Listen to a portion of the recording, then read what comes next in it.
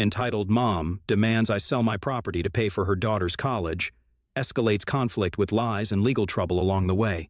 I am a property owner, 34, male, with a string of houses in my name in our hometown. This has been due to years of hard work, careful investments, and sacrifices made along the way. Just to give context, I come from a modest family. My parents were both blue-collar workers and labored tirelessly to provide a comfortable life for me and my siblings. They always dreamed of owning their own house one day, but it was beyond their reach. It was their upbringing that ignited my ambition and fueled my determination to build a better life for myself and my family. One day I met my wife during our college years. My wife shared similar experiences in her family, raised by a single mother who worked multiple jobs to make ends meet. She learned the significance of financial prudence and resourcefulness. We both wanted to overcome financial struggles one day and create a stable life for our children in the future. My wife and I tirelessly bought and flipped houses over the years. We saved every penny and made careful investments that eventually led to our ownership of several properties. Each property represented years of hard work, countless sacrifices, and a shared dream between us. Today, I'm a father to two wonderful kids, a son and a daughter. Our properties are not just a source of income, but a symbol of our dedication to securing a future for our children. Little did I know that my life would soon take an unexpected twist thanks to an entitled woman named Emily, 40, female, who has been one of my tenants for a few years. She resides in a comfortable 3-bedroom house that I carefully saved up and purchased years ago before I got married to my wife. The property is located in a prime location in the city and is in close proximity to her daughter's high school. Emily was a single mother, as her husband had unexpectedly abandoned her after their daughter was born. When I became aware of her circumstances, I offered her a subsidized rent to enable her to move in. Though I knew I would lose out on money, I wanted her and her daughter to be able to afford to live there. Over the years, I have never increased the rent, and it has remained the same. Emily had been a reliable tenant over the years and paid her rent on time. We had developed a casual landlord-tenant relationship over time and sometimes kept in touch when she needed my help around the house. Her daughter was a high school senior and was preparing to apply for college. 3 months ago, Emily informed me that her daughter had been accepted into a prestigious out-of-state university, which was a remarkable achievement for any high school graduate. However, this university was also very expensive. And unfortunately, her scholarship didn't even cover of her fees. I knew the financial obstacles of higher education and had my reservations about how they would manage it. One day, Emily asked to meet me. Thinking that it had something to do with the renovation required around the house, I agreed without much hesitation. We sat down in the living room of the house, where she started by saying that she really appreciated the fact that I had been generous with her when it came to rent. She continued to tell me that she really wanted her daughter Lily to attend her dream university. But after crunching the numbers, including tuition, housing, and other expenses, she realized that it was too much for her to handle. Alone, she had even reached out to financial aid, looked into scholarships, and had taken up a part-time job after her full-time one. But it was still not enough. I nodded my head solemnly in understanding, thinking maybe she was going to ask me if she could delay paying the rent for a month, which would have been understandable. Instead, Emily had a staggering request for me that left me dumbfounded. She asked me if I could sell the property that she was living in. I looked at her inquisitively as she continued to explain that the property I owned and had rented out to her would fetch good money, which would help her fund her daughter's college education. "Are you serious?" I responded, a mix of astonishment and disbelief. "You want me to sell my property to pay for your daughter's college tuition?" Emily's eyes pleaded with me as she insisted that it was her only hope to secure her daughter's future. She mentioned that she had already had the entire property appraised and was confident that it could cover her daughter's entire college fees. I asked her if she had lost her mind because there was no way that I was going to sell my property for her daughter to go to a high-end university. I told her that this house meant something to me, and I wasn't going to sell my property just like that. Emily insisted again, telling me that I could loan the money, and her daughter would pay me back once she graduated. Although I knew the importance of a college education, I was not going to accept her outrageous request. Hearing her plead made it clear that she was determined to find a way to fund her daughter's dreams, even if it meant making an outlandish proposition to a stranger. I calmly explained to Emily that the property was a significant part of my livelihood, and I couldn't simply part with it. The burden of her daughter's tuition shouldn't fall on my shoulders. I told her that if she couldn't afford to send her daughter to the university, she could ask her family members for help or look into finding a more affordable option for her daughter. Despite my efforts to make her see reason, Emily continued to press the issue, asserting that I was the only one who could help and it wasn't a big deal to sell my property and give her the money. I realized that this was going nowhere. I left the property after asking Emily to not approach me regarding this ever again. I requested her to realize how outrageous she sounded and that she should find another way. I thought she would realize her mistake eventually, but over the next few weeks, Emily didn't give up. As Emily's daughter was inching closer to her college journey, the situation was becoming increasingly more and more unbearable. Emily, despite my denial, kept pleading with me every day to sell my property as soon as I could, and even stop paying her rent in protest. Our once amicable relationship had soured. The tension between us grew as Emily remained steadfast in her belief that the property I owned was the solution to her financial woes. She was convinced that my refusal was selfish and that it was putting her daughter's future in jeopardy. On the other hand, I was losing out on money when she refused to pay her rent in protest.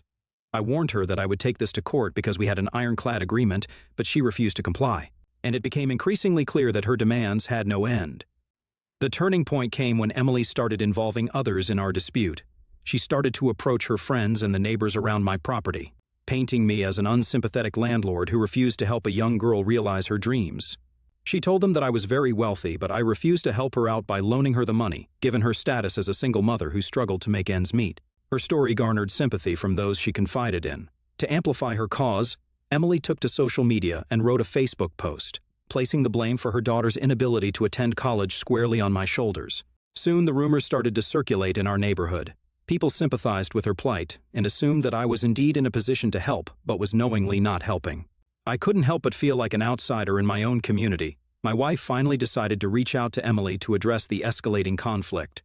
With the tension in the neighborhood mounting, she felt that direct communication might be a path towards resolution. Emily, however, wasn't in the mood for a calm discussion. She immediately launched into a tirade about how I, as the landlord, had the means to sell the property, which she believed was the only way to secure her daughter's future. Despite my wife's earnest attempts to reason, Emily's conviction remained unshaken. She asserted that we had the means to fund her daughter's college education and that we were being selfish. The conversation continued in a repetitive loop, with Emily repeatedly pushing my wife to convince me to agree to her demands.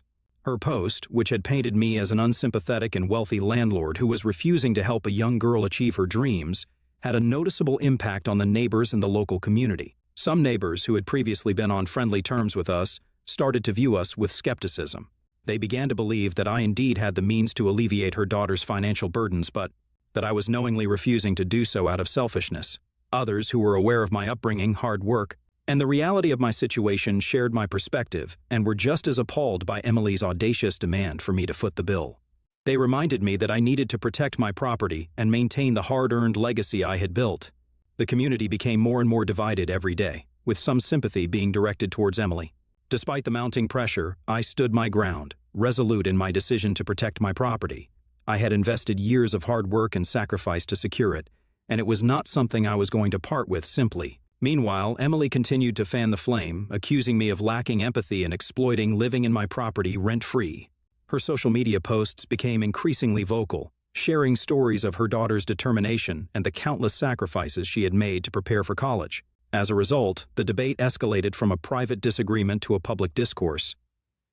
The weight of the allegations started affecting my family also. My kids began to experience bullying at school, with their classmates parroting the false claims they had heard from social media about me.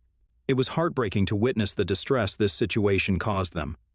It was then I decided that it was time to take action. I had kept quiet, thinking that Emily would eventually stop, but now that my children were being affected, it was time to set the record straight and defend my integrity. I reached out to a lawyer who specialized in property disputes and tenant-landlord conflicts.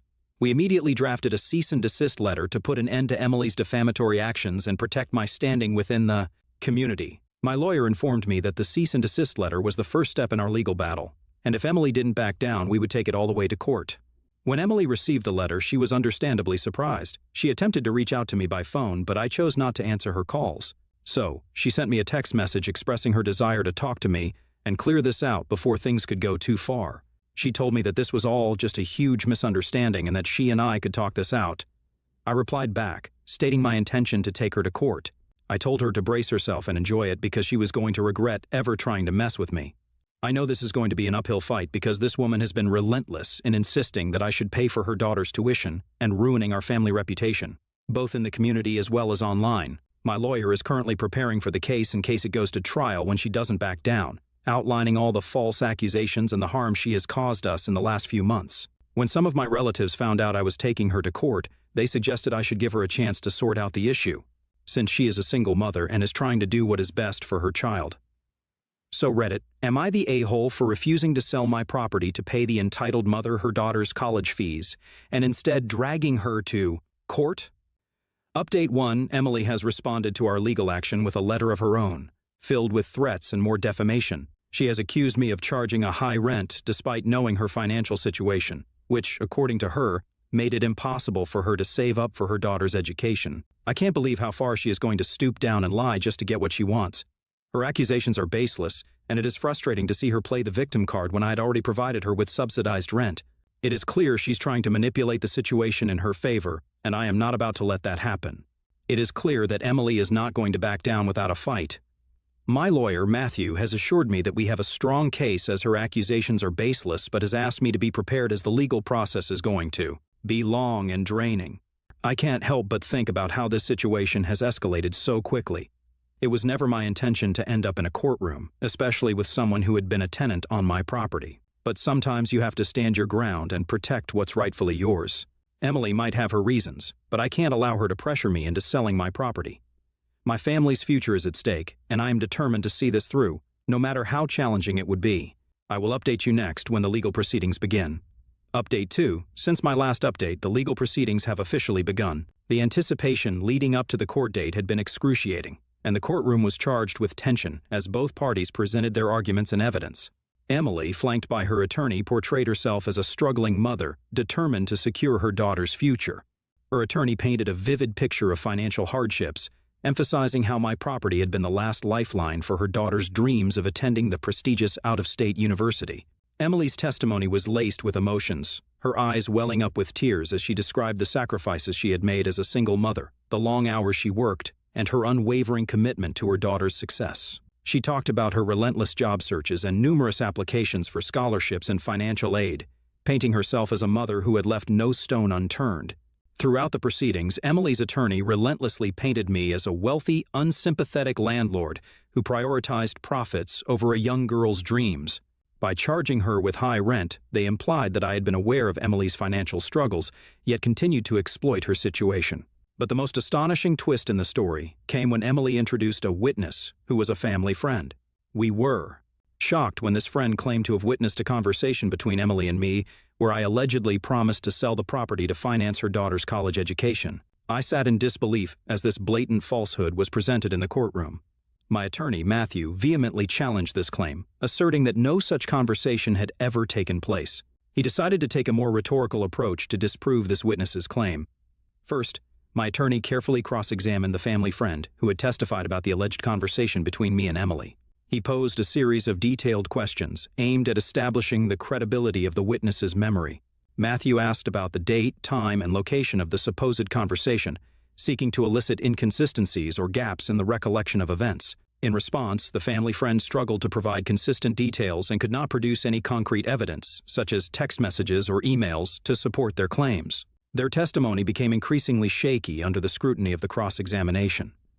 To further undermine the credibility of Emily's case, Matthew presented evidence that directly contradicted the claim by introducing records of text messages and emails exchanged between Emily and me during the time period when the alleged promise was said to have been made. These messages clearly show that the subject of selling the property to fund her daughter's education had never been discussed, and Emily was the only one who was forcing me to sell my property to loan her the money. Additionally, we had a neighbor who lived adjacent to Emily's property testify that Emily had been paying less rent than all the other renters in the area. My lawyer pulled up receipts from other tenants residing in the neighborhood to prove the same. Matthew went on to argue that the absence of my written or electronic communication regarding this supposed promise that Emily claims, coupled with the neighbor's testimony, casts doubt on the family friend's account and hence cannot be held as concrete evidence. We then focused on proving that Emily had intentionally gone to great lengths to slander my reputation on social media, which in turn had resulted in the bullying of my children. My attorney presented a comprehensive record of Emily's social media posts and messages where she had accused me of being an unsympathetic and heartless landlord who refused to support her daughter's dreams. These posts were filled with emotional appeals and outright falsehoods designed to gain sympathy and support from the community. We highlighted that these posts were intentionally crafted to create a narrative that painted her as a struggling mother doing everything in her power to secure her daughter's future when in reality, She was emotionally blackmailing me to sell my property. Matthew then introduced screenshots of social media comments and direct messages from individuals who had engaged with Emily's posts. Some of these individuals were part of the local community and had formed a negative opinion of me based on the false information presented by Emily. These comments ranged from expressions of sympathy for her plight to outright accusations that I was an unfeeling landlord exploiting her situation. In addition to the social media evidence, we presented witness testimonies from my children who had seen my children experience bullying at their school due to Emily's social media posts. They described how their classmates had echoed the false claims they had read on social media about their father, leading to name-calling and harassment. My attorney went on to argue that there was a direct connection between Emily's false accusations on social media and the bullying my children had endured. The intentionally misleading narrative she had crafted had not only damaged my reputation, but had also directly affected my family's well-being. This presentation of evidence effectively showed how Emily's actions on social media led to real-life consequences for my children. As the legal proceedings continue, I am confident that justice will be served. The evidence presented so far has shed light on the truth and exposed the false claims made against me. I believe that the court will see through the manipulation and ensure a fair outcome in this case. Update 3. We won! The past month has been a grueling experience due to the legal proceedings. It has been like a roller coaster ride with unexpected twists and turns. My lawyer continued to present evidence and testimonies, which made it increasingly clear that Emily's claims were baseless. Her attempt to manipulate the situation by introducing a family friend who falsely testified about a promise I had never made fell apart under scrutiny. The lack of concrete evidence and inconsistencies in the witness's account cast doubt on the validity of their claims. After a thorough examination of all the evidence and testimonies, the judge finally announced the verdict and ruled in my favor. This came as a huge relief to me, and I was grateful that the judge had seen through all the baseless claims. Emily was found guilty of defamation and was ordered to pay damages for the harm she had caused to my reputation, starting with paying the rent for the previous months and additional fines. A restraining order was also issued by the judge, preventing Emily from making any further defamatory statements about me or my family. This ruling successfully validated my actions and my right to protect my property. As the legal battle concluded, I watched Emily, sitting beside her lawyer, looking defeated. I turned to look at her daughter, Lily, and couldn't shake off the thought that her dreams had been compromised by her mother's sense of entitlement. This nightmare was finally coming to an end, with justice being served. It was a lesson for everyone on the importance of defending oneself and not letting someone else's audacious demands shake our core beliefs. I can now move forward with a renewed sense of self-assurance and the knowledge that my house and our livelihood is secure. I would like to thank everyone who has supported me in this journey so far. The mental pressure and struggles my family and I went through were immense, but ultimately, truth prevailed. Update 4. It has been 6 months since my last update. Following my courtroom victory, the restraining order has effectively silenced Emily, and the damages she had to pay for defamation provided some level of consolation for the harm done to my reputation. Emily and her daughter had to move out after I gave them the eviction notice. While their circumstances remained challenging, I knew they were no longer my responsibility. I did feel a twinge of sympathy for her daughter's lost educational opportunities, but the reality was that her mother's audacious request had put their family in a difficult situation. Emily was also forced to take down her defamatory social media posts as part of the court's ruling, and everyone quickly found out the extent of her lies. The last I heard about them was when her daughter Lily reached out to me with an apology out of nowhere. Lily had always been a great kid and I had watched her grow up, but when her mother started falsely alleging me, I cut off contact with them. I was surprised that she wanted to get in touch with me after her mother publicly lost the case. Her message was filled with genuine remorse for the way her mother had behaved and the consequences that had befallen her family.